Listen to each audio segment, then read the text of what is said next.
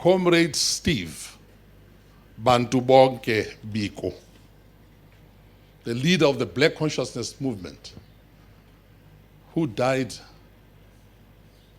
like a dog at the hands of apartheid masters.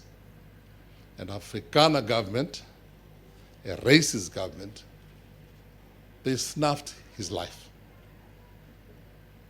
Some people used to think that Biko himself, and we belonged to his organization as students in Black Consciousness, they thought he's against white people.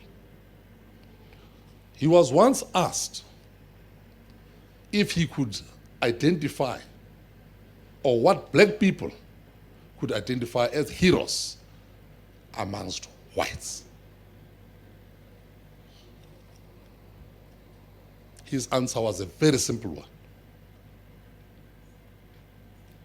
Bram Fischer. Who is Bram Fischer? So admired by the leader of the Black Consciousness philosophy and movement.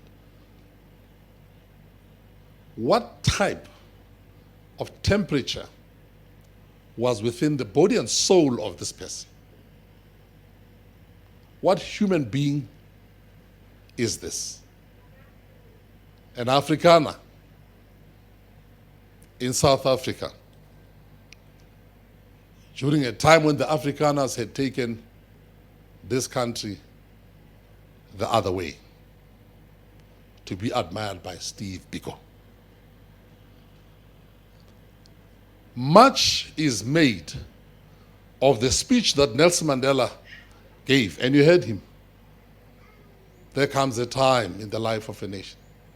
I have fought this, I have fought that, against that, and against that. And then, of course, the famous words, an ideal for which I hope to live to its fruition, but also an ideal for which I am prepared to die. Who led Nelson Mandela in court to make those words, which reverberated the whole world, which virtually positioned Madiba higher than whatever he was before? The advocate, the senior counsel, a Queen's counsel because he qualified as well abroad.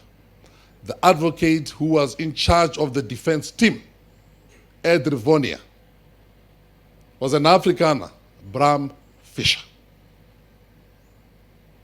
That same Afrikaner had also taken the lead, was in charge of the legal team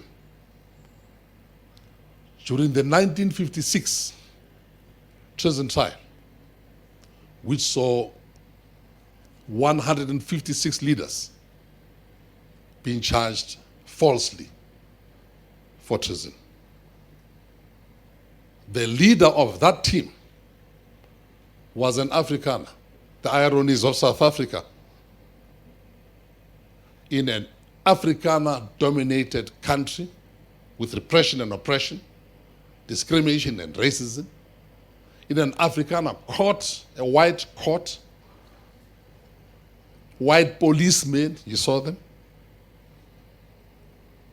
white prosecutors, white judge, Justice the vet. Yet this side of the accused, there was an Afrikaner. Small wonder that Steve Biko understood that Bram Fischer was in a class of his own. Nelson Mandela has the following to say about Bram Fischer. He says, I fought for justice, for liberation, and for human rights in South Africa. But I never fought against my people. Bram Fischer fought for justice, for human rights, and liberation against his own people. There is no Afrikaner leader who has ever been humiliated and subjected to the kind of treatment until his death. There's a train that comes from Namibia and Malawi There's a train that comes from Zambia and Zimbabwe. There's a train that comes from Angola and Mozambique, from Lesotho, from Botswana, from Swaziland, from all the hinterlands of southern and central Africa. This train carries young and old African men who are conscripted to come and work on contract in the gold and mineral mines of Johannesburg and its surrounding metropoli. 16 hours or more a day for almost no pay. Deep, deep, deep down in the belly of the earth, when they are digging and drilling for that shiny, mighty, evasive stone, or when they dish that mishmash food into their iron plates with the iron shovel, or when they sit in their